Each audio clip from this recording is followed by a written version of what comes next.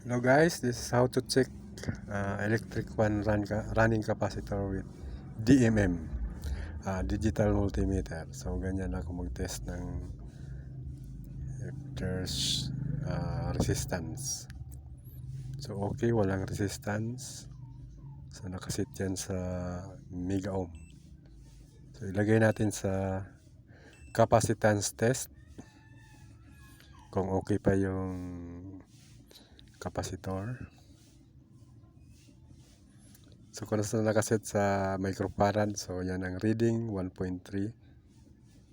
So masasabi natin na okay pa yung capacitor na to.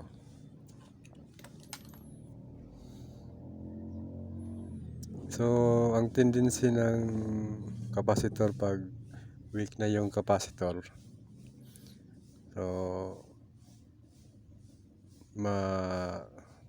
tetest nyo yan kung sa kanyang level kung 1.3 microfarad at saka yung reading mo is mababa. So mahina yun, no? Mahina na ang capacitor niyan. So mahina na ang ikot. So this is a Mylar capacitor.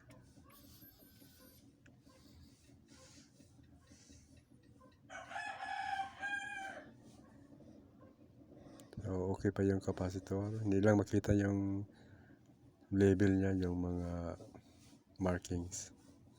Pero 1.3 microfarad to na capacitor. So okay pa yung capacitor natin sa pag-check natin sa ating DMM. Alright. So that's how to check a capacitor.